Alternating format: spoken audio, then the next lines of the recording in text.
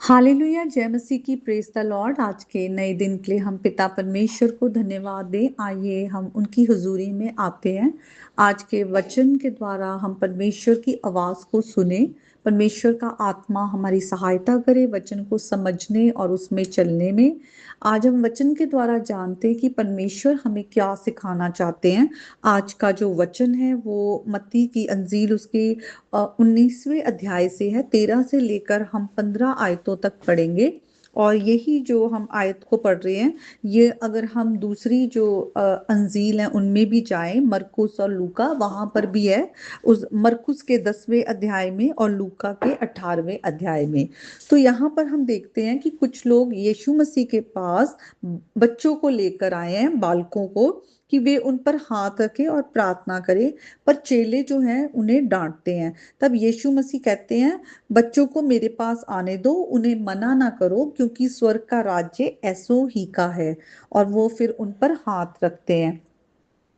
अगर हम दूसरी अंजील में देखें, मरकुस और लूका में, वहां पर हम देखते हैं कि जब बच्चे यीशु मसीह के पास जो लोग हैं लेकर आते हैं और चेले उन्हें डांटते हैं, तो यीशु मसीह उन्हें कहते हैं कि बच्चों को ना रोको, क्योंकि स्वर्ग का राज्य उन्हीं का है। और साथ में यीशु मसीह ये भी कहते हैं कि मैं तुमसे सच सच कहता हूं कि जब तक तुम परमेश्वर के राज्य को बच्चों की तरह ग्रहण ना करोगे, तुम परमेश्वर के राज्य में प्रवेश ना कर पाओगे।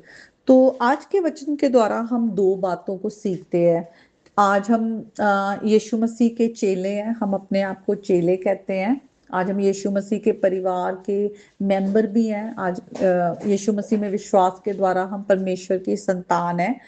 क्या आज हम अपने बच्चों को रोक तो नहीं रहे? क्या आज हम अपने बच्चों के लिए किसी भी तरह से एक जो है हिंड्रेंस तो नहीं बन रहे, रुकावट तो नहीं बन रहे, जैसे यहाँ पर जो चेले थे वो बच्चों को रोकते हैं? तो यीशु मसीह को ये बात पसंद नहीं आई। यीशु मसीह ने उन्हें कहा कि उन्हें मत रोको, गुस्से में कहा कि उनको मत रोका जाए। तो जब हम अपने बच्चों को परमेश्वर के राज्यों की बात नहीं बताते, जब हम परमेश्वर की बात नहीं करते, तो एक तरह से हम अपने बच्चों के लिए ठोकर का कारण है। हम उन्हें परमेश्वर के नजदीक नहीं लेकर आ रहे। हम परमेश्वर के द्वारा उन्हें ब्लेस होने नहीं दे रहे, क्योंकि परमेश्वर के द्वारा ही हमारा जो है, हमारा साल्वेशन है। परमेश्वर के द्वारा ही हमारा अनंत जीवन है। परमेश्वर के द्वारा ही हमने जीवन पाया, सब कुछ उसी में है। तो आज हम अपने आप को और अपने बच्चों को परमेश्वर से दूर ना रखें। हम अपने घर में परमेश्वर का राज्य लेकर आए।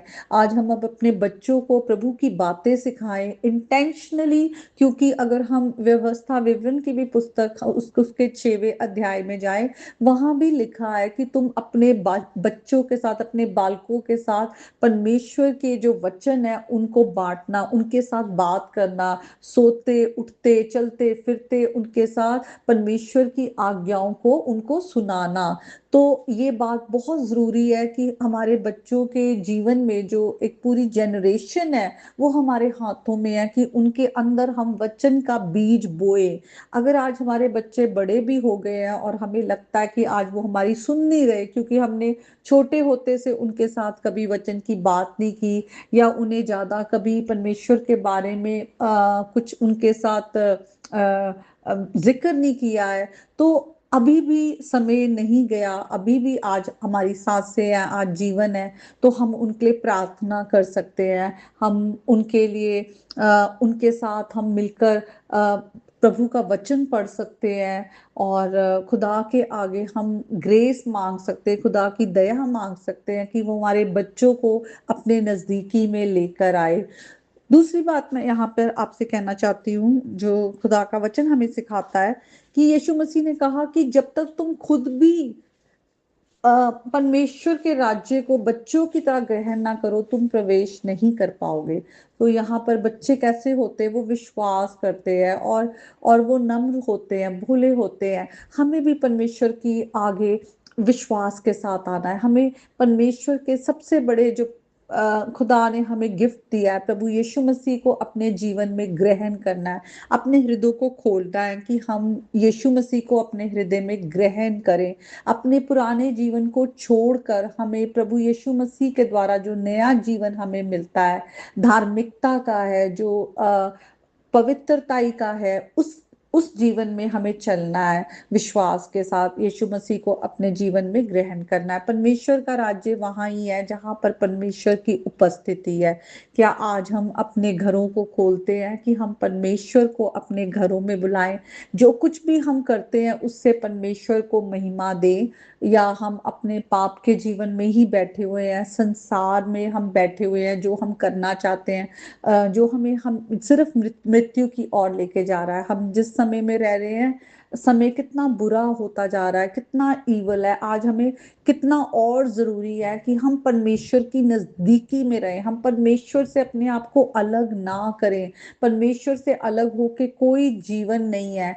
वचन में लिखा हुआ है, यीशु मसीह ने कहा कि तुम सारा संसार भी पालो और अपने प्राणों को खो दो तो तुमने क्या पाया। आज हम अपने प्राण को ना खोना पाए। आज हम परमेश्वर से हमेशा के लिए अलग होने के लिए अपने जो चुनाव है वो ना करें, जिस चुनाव के कारण हम हमेशा के लिए एक दिन परमेश्वर से अलग हो जाएंगे, बल्कि हम आज अपने आप को और अपने घराने को परमेश्वर की नजदीकी में लाएं, खास करके अपने बच्चों को, क्योंकि पूरी वो एक जनरेशन हमारे हाथ में होती है जिन्हें हम परमेश्वर के ज्ञान में, पहचान में बड़ा करते हैं। और हम सबकी जिम्मेवारी है, क्योंकि हम परमेश्वर के राज्य को कैसे फैलाएंगे, कैसे परमेश्वर का राज्य बढ़ेगा।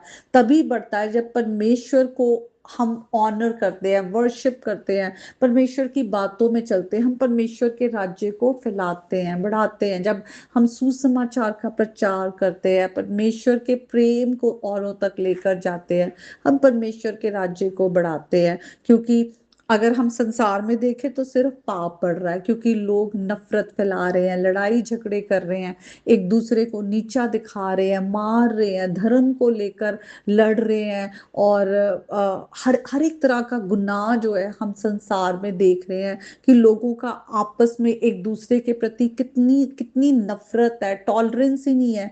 ऐसा लगता है कि जैसे इंसान नहीं बल्कि उनके अंदर से शैतान काम कर रहा है, एकदम वो मैनिफेस्टेशन दिखती है।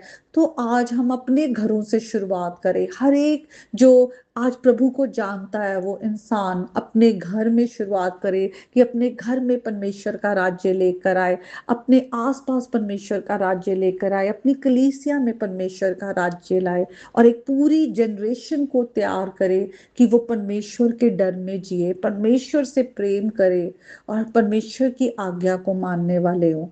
तो आज हमारी जिम्मेवारी है कि हम भी परमेश्वर के राज्य को ग्रहण करें, और अपने बच्चों को भी परमेश्वर के राज्य में आने से रोके ना, और उनके लिए प्रार्थना करें, उनके साथ मिलकर प्रार्थना करें, वचन को पढ़ें। तो आइए एक गीत गाते हैं, बहुत छोटा सा गीत है जो ज्यादातर संडे स्कूल में गाया जाता है। नन्हे मुन्ने बच्चों आओ चले। नन्हे मुन्ने बच्चों आओ चले, प्यारे मसीह से हम बातें करें, मिल के चले, मिल के चले, प्यारे मसीह से हम बातें करें। छोटा प्यारा यीशु कभी ना लड़ा, हम भी किसी से कभी ना लड़े, मिल के चले, मिल के चले, प्यारे मसीह से हम बातें करें। कितनी अच्छी चीजें वो देता हमें, छोटा सा दिल भी उसी को दे दें। कितनी अच्छी चीजें वो देता हमें, छोटा सा दिल भी उसी को दे दें। मिल के चले, मिल के चले, प्यारे मसीह से हम बातें करें। आमीन, हालेलुया। सच में आइए आज हम यहोशू की तरह कहें कि मैं और मेरा घराना परमेश्वर की ही उपासना करेगा। तो हम अपने परिवार को साथ लेकर चलें, और सच में परमेश्वर के राज्य में हर कोई जो है इनवाइटेड है। परमेश्वर इतने दयालु हैं, अनुग्रहकारी हैं और हमसे प्रेम करते हैं। आज के वचन के द्वारा परमेश्वर आप सबको बहुत आशीष दे। आमीन।